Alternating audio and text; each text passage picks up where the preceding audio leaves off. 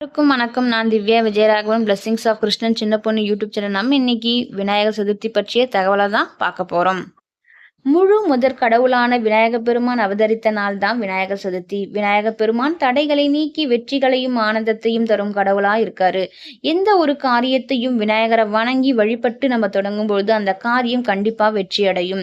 வாழ்க்கையில் இருக்கக்கூடிய துன்பங்கள் அனைத்தும் நீங்கி நன்மைகள் அதிகரிக்க விநாயகர் சதுர்த்தி நாள்ல விநாயகரை வழிபட்டு நம்ம சிறப்பான பலன்களை பெறலாம். இந்த ஆண்டு விநாயகர் சதுர்த்தி நமக்கு ஆகஸ்ட் 27ஆம் தேதி புதன்கிழமை அன்று வருது. ஆனா ஆகஸ்ட் 26ஆம் தேதி செவ்வாய்க்கிழமை பகல் 2:22 மணிக்கே நமக்கு சதுர்த்தி திதி தொடங்கி அன்னைக்கு புதன்கிழமை ஆகஸ்ட் 27ஆம் தேதி புதன்கிழமை மாலை 3:52 வரல நமக்கு சதுர்த்தி திதி அன்னைக்கு இருக்கு.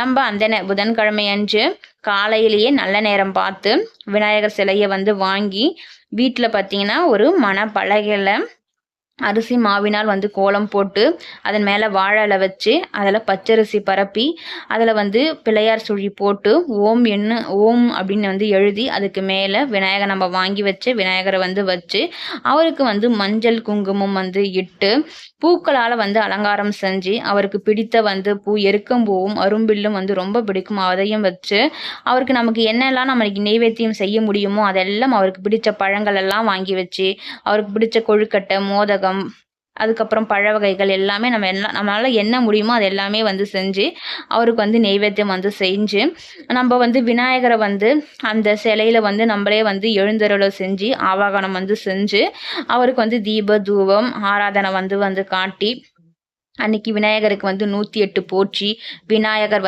அகவல் போன்ற மந்திரங்களை சொல்லி நம்ம வழிபடும் போது சிறப்பான பலன்கள் நமக்கு கிடைக்கும். நம்ம வேண்டுதல்கள் யாவும் நிறைவேறும்.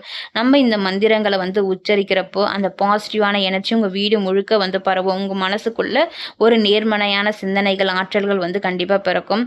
உங்களால் படிக்க முடியாது நினைக்கிறவங்க யூடியூப்லேயும் 108 போற்றோ இந்த விநாயகர் அகவலையும் நீங்கள் ஓட விட்டுட்டு நீங்கள் வழிபடும் போது அந்த மந்திர உச்சாடனம் உங்கள் வீடு முழுவதும் பரவி ஒரு பாசிட்டிவ் எனர்ஜியை கண்டிப்பாக கொடுக்கும்.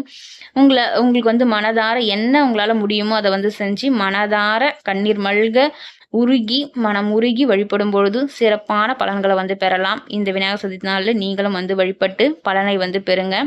இந்த வீடியோ பிடிச்சிருந்தா லைக் பண்ணுங்க, ஷேர் பண்ணுங்க, சப்ஸ்கிரைப் பண்ணுங்க. நன்றி.